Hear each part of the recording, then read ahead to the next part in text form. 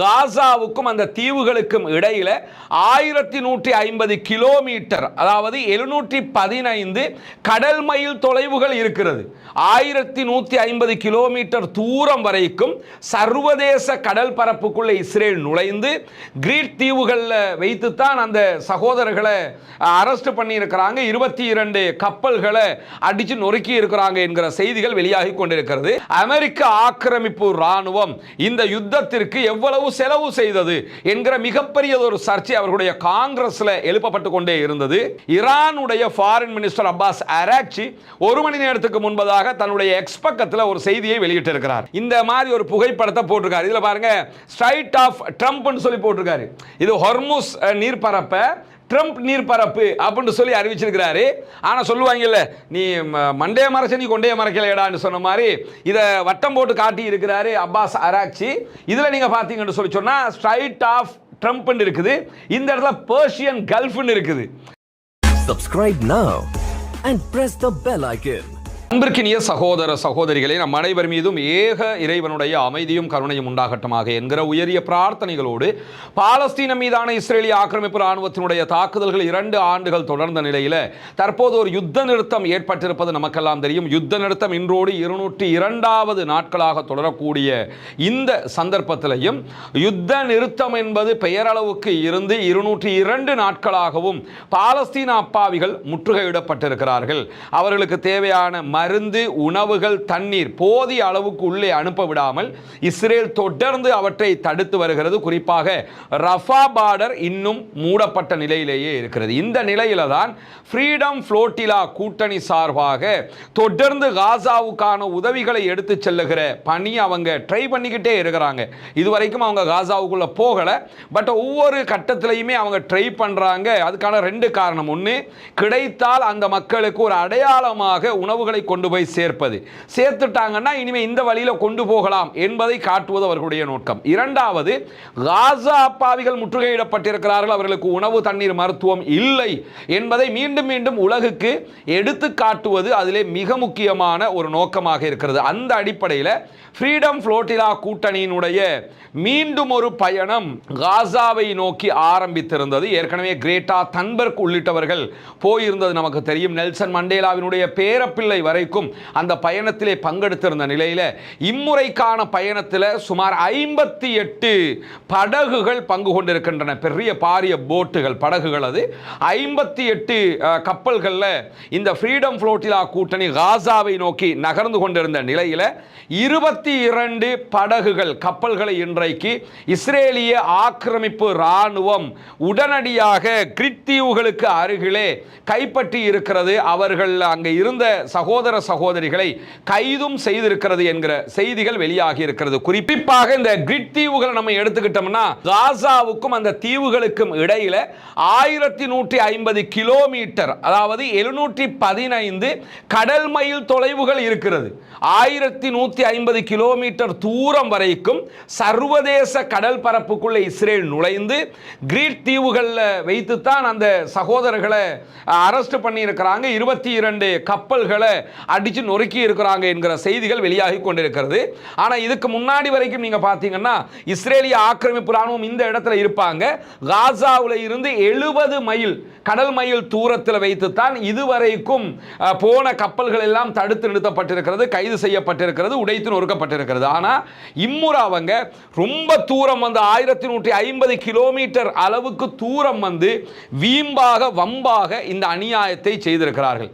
இவங்க எந்த அநியாயத்தை செய்யலை என்று கேட்கிற அளவுக்கு உலகம் முழுவதும் பல அநியாயங்களை செய்து கொண்டிருக்கக்கூடியவர்கள் இந்த 22 கப்பல்களை அடிச்சிருக்கிறாங்க. அதில் இருக்கக்கூடிய மக்களை கைப்பற்றி இருக்கிறாங்க. இந்த நிலையில் மேலும் 36 படகுகள் பயணித்துக் கொண்டிருக்கிறது காசாவை நோக்கி. அவர்களும் கைது செய்யப்படலாம், தடுக்கப்படலாம் என்கிற அச்சம் உலவுகிற நேரத்தில் தான் சற்று நேரத்துக்கு முன்பதாக, இந்த வீடியோவை நம்ம பதிவு செய்வதற்கு முன்பதாக வெளியாகி இருக்கக்கூடிய செய்திகளை எடுத்துக்கிட்டோம் என்று சொல்லி சொன்னா, சில கப்பல்களுடைய தொடர்புகளை நாங்கள் நாங்கள் இழந்திருக்கிறோம் என்று சொல்லி இந்த ஃப்ரீடம் ஃப்ளோட்டிலா கூட்டணி அறிவித்திருக்கிறது. ஏன்னா வேணுமுன்னே இஸ்ரேல் அந்த தொடர்புகளை துண்டிச்சிருக்கிறாங்க என்று சொல்லியும் அந்த தொடர்புகள் இல்லாத காரணத்தினால அவர்களுக்கு என்ன நடந்தது என்பதை எங்களால் அறிய முடியவில்லை என்று சொல்லியும் ஃப்ரீடம் ஃப்ளோட்டிலா கூட்டணி சொல்லுகிறது.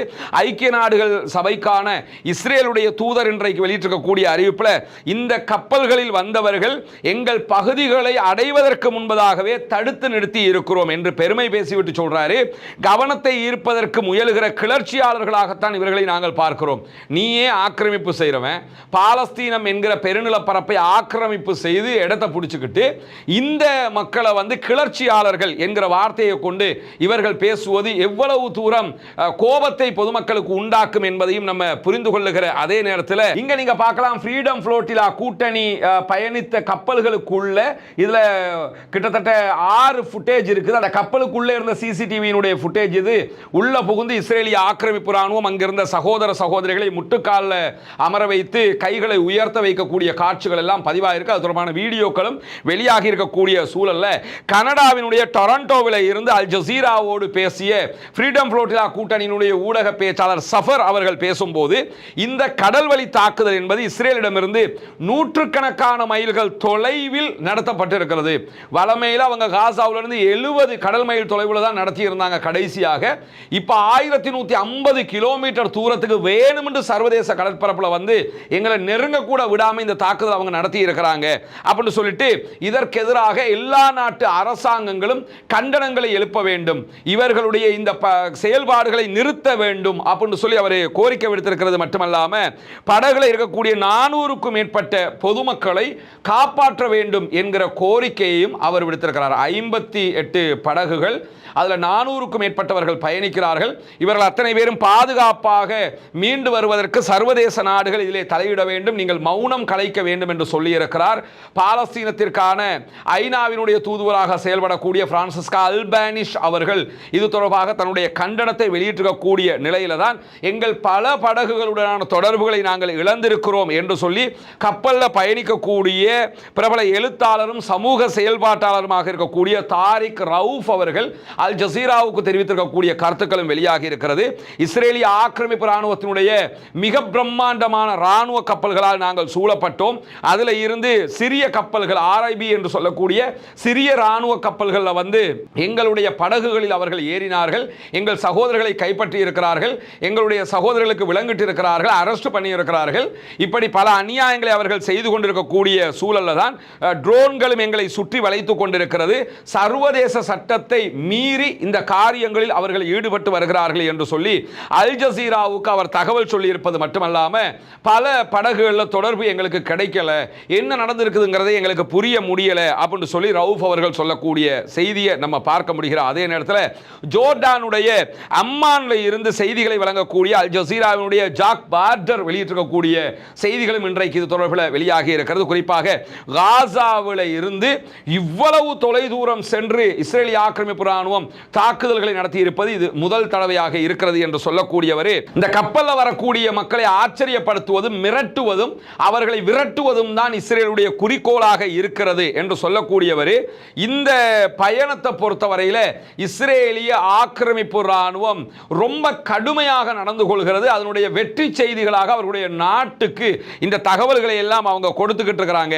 எனவே சர்வதேச நாடுகள் இதிலே தலையிட வேண்டும் என்கிற கோரிக்கைகள் தற்போது வலுத்து வரக்கூடிய நிலையை நம்ம பார்க்க முடியும். எனவே ஃப்ரீடம் ஃப்ளோட்டிலா கூட்டணி மீண்டும் காசா அப்பாவிகளுக்காக பயணித்திருக்கிறது. 400க்கும் மேற்பட்ட சகோதரர்கள் சர்வதேச நாடுகளில் இருந்து பயணித்திருக்கிறார்கள்.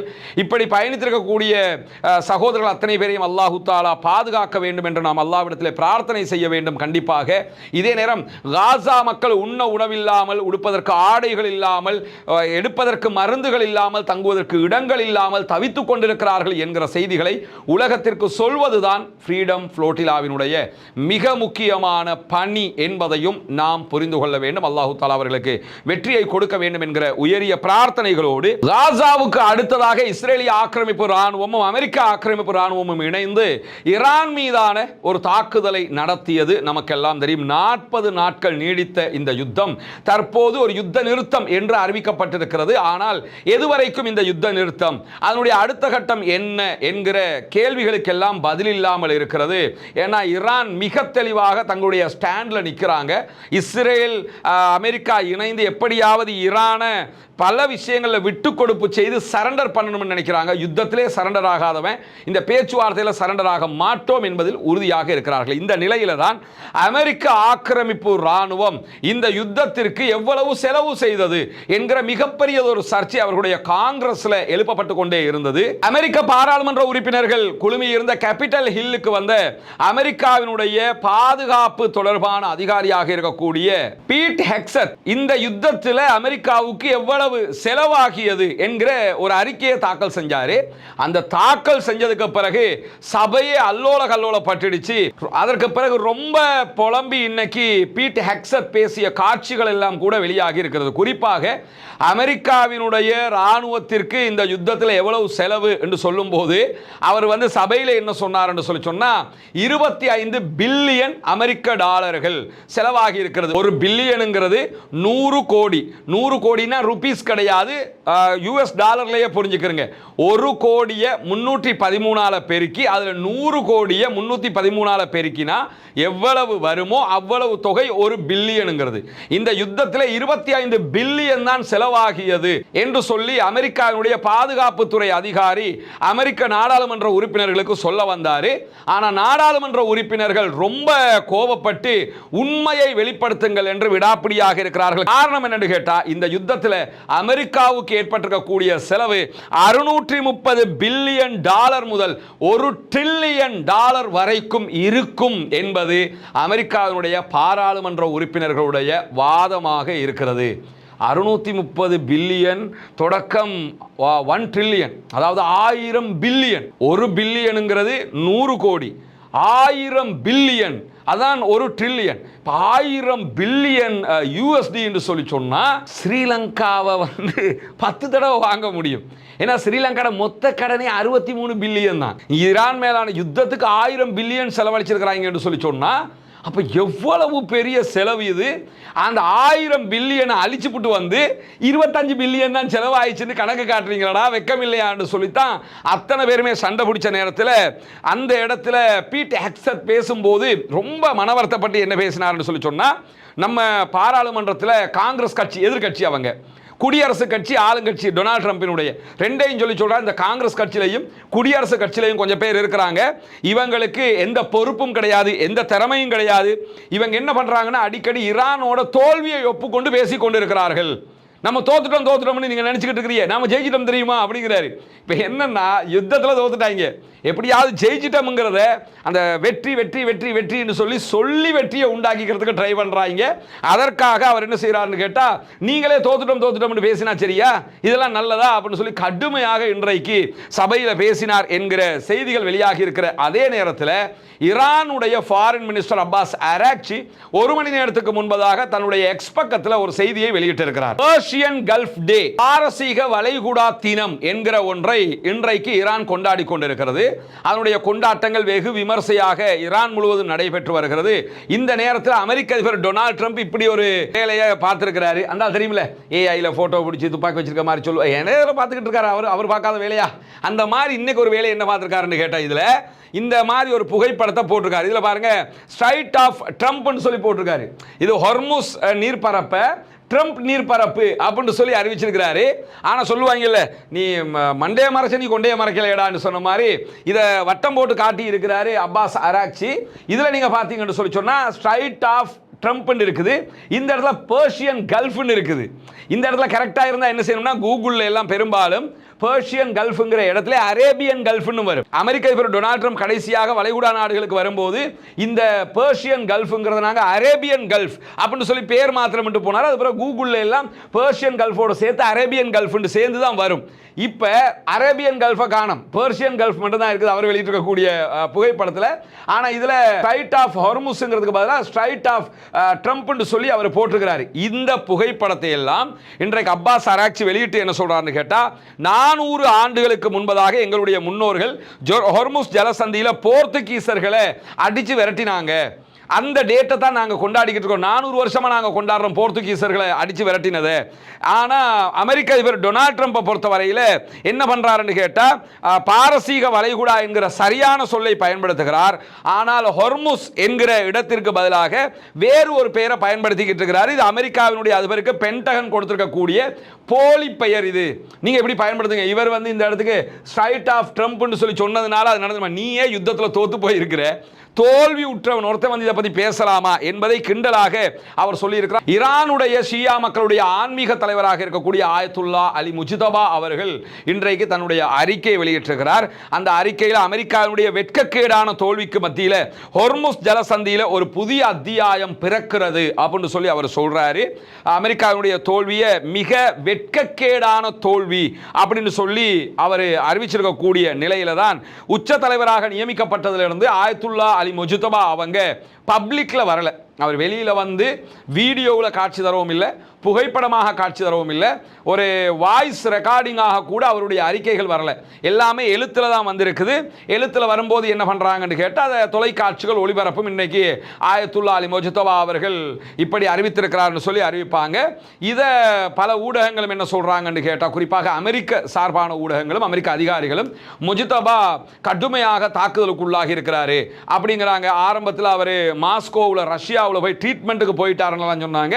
இது எல்லாமே ரஷ்யாவும் மறுத்துட்டாங்க, ஈரானும் மறுத்துட்டாங்க.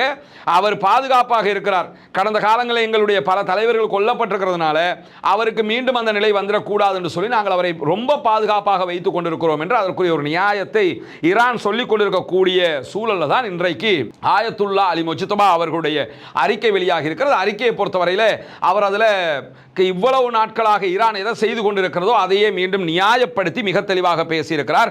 வளைகுடா ஒத்துழைப்பு கவுன்சில் நாடுகள் அமெரிக்காவில் இருந்து தங்களை விலக்கிக் கொள்ள வேண்டும். குறிப்பாக கல்ஃபில் இருக்கக்கூடிய நாடுகள் அமெரிக்காவினுடைய படைத்தளங்களை வைக்கக்கூடாது, அங்கிருந்து அனுப்பிடுங்க. அமெரிக்காவோட படைத்தளம் இருக்கிற காலம் எல்லாம் எங்களுக்கும் அமெரிக்காவுக்கும் சண்டை வந்தால் நாங்கள் அங்கே தான் அடிப்போம். எனவே அங்கிருந்து படைத்தளங்களை நீங்கள் அனுப்பிவிட வேண்டும். இதுதான் ஈரானுடைய தாக்குதலுக்கான நியாயமும் கூட அப்படின்னு சொல்லி இன்றைக்கு முஜ்தபா அவர்கள் வெளியிட்டிருக்கக்கூடிய அறிவிப்பில் சொல்றது மட்டுமல்லாமல் ஹொர்முஸ் நீர்நிலை மீதான ஈரானுடைய உரிமையும் இறையாண்மையையும் மீண்டும் அவர் வலியுறுத்தி இருக்கிறார். ஹொர்முஸ் எங்களுக்கு தான், அதில் யாருமே கை வைக்க விட மாட்டோம், நாங்கள் நினைச்சதை தான் அங்கே பண்ணுவோம். நீங்கள் எப்படி மற்ற இடங்களில் பனாமாக்காரன் எப்படி பண்ணுவானோ, அல்லது ஈஜிப்ட் எப்படி தங்களுடைய வளைகுடா பகுதிகள் அந்த வேலைகளை பண்ணுவாங்களோ, இதே மாதிரி நாங்கள் என்ன பண்ணுவோம்னு கேட்டால் ஹொர்முஸில் எங்கள் முடிவை தான் நாங்கள் எடுப்போம்னு சொல்லிட்டு அதனுடைய நிர்வாக கண்காணிப்பு முழுவதுமாக ஈரான் கையில் தான் இருக்கும்.